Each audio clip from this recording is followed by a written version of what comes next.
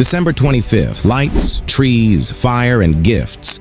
But is this really the birth date of Jesus? Peace be upon him. In this video, we journey through the frozen lands of the north, the long dark nights of the winter solstice, and ancient pagan rituals, from Mithra and Saturn to Christmas and Santa Claus. We explore how the search for light slowly transformed worship into rituals, and how the original message of Jesus, simplicity, devotion to God, and pure monotheism gradually faded into the background. If you want to uncover the hidden story between history, belief, and truth, make sure to watch this video till the end. Winter season, especially around December 25th, people used to celebrate the winter solstice. The winter solstice generally occurs from December 21st and can extend until around January 6th. The people of the northern regions celebrated different holidays and occasions based on this winter solstice. During winter, there is a period when there is no sunlight at all. People live in complete darkness for 24 hours a day, and this continues for a long time. Imagine living in places like Alaska, Canada, or Norway without central heating. The cold surrounds you, darkness is everywhere, and people are dying from disease. It was a terrible time. Almost every family would lose someone or know someone who died from cold or illness during this season. This is the reality of the winter solstice. When the sun finally begins to appear again, people started viewing the sun as a life-giving force. During this time, many ceremonies were held in northern countries. One of these was the Feast of the 12 Nights, which lasted from December 25th to January 6th. In ancient Greece, there was the festival of Balia, held for their god Bacchus, the god of wine, pleasure, and play. The Romans celebrated Saturnalia for their god Saturn, their main sun god. During these times, people in the north held ceremonies and burned bonfires. Light was very important.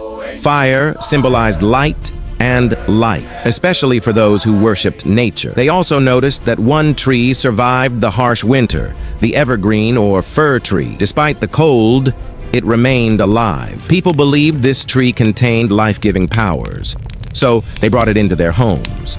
They placed lights on it, burned fires near it, or hung mistletoe over their doorways. These objects were considered amulets, believed to protect them from the dangers of winter. These ceremonies continued for hundreds of years. In ancient northern lands, the Druids performed special rituals around the mistletoe and fir tree. They gathered in circular areas and followed secretive cult practices that spread throughout the far north. There is also a mysterious figure in history known as Mithra. According to ancient records, Mithra was born on December 25th. His sacred day was Sunday. He was believed to be the son of the sun god.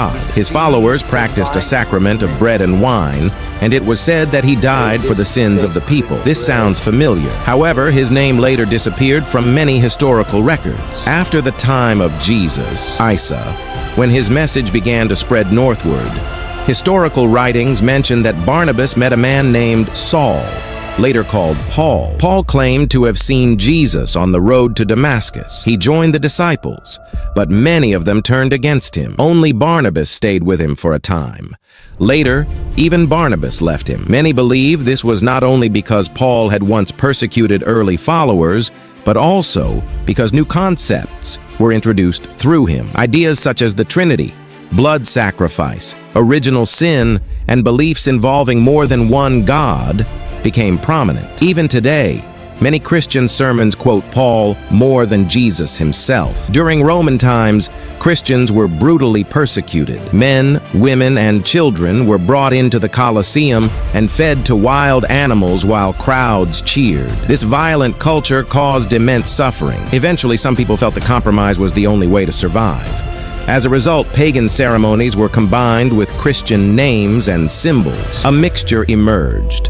Monotheistic figures mixed with pagan rituals. This fusion created many of the holidays we see today. Historical evidence shows that Jesus, Isa, was not born in winter. Even Christian traditions mention shepherds tending their flocks outside at night, which is not possible in Palestine during winter. The Quran, in Surah Maryam, 19:24-25, mentions Mary giving birth near a palm tree with ripe dates. Dates ripen only during hot weather. This confirms that Isa was born in warm conditions, not winter. So the question arises, who was born on December 25th? When we look at Saturn and Bacchus in ancient art, they are often depicted as heavy-set men with long white beards. Some images show them riding a sled, pulled by flying creatures. This image seems familiar. Christmas today has largely become a season of drinking, partying, and materialism. Many people are no longer thinking about Jesus. In fact,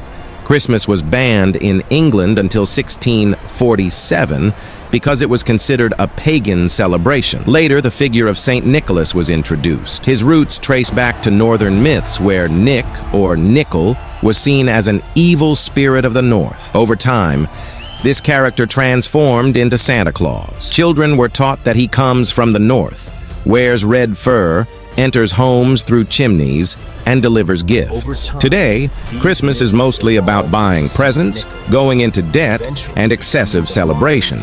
Jesus, however, lived a life of humility, simplicity, fasting, and devotion to God. There are now two streams, one of monotheism and one of polytheism and materialism. Unfortunately, materialism is overpowering faith. Even some Muslims adopt these customs without understanding their meanings. The Prophet Muhammad warned against amulets, superstitions, and magic, stating that they take power away from Allah and place it in created objects. This path leads away from true monotheism and toward another belief system.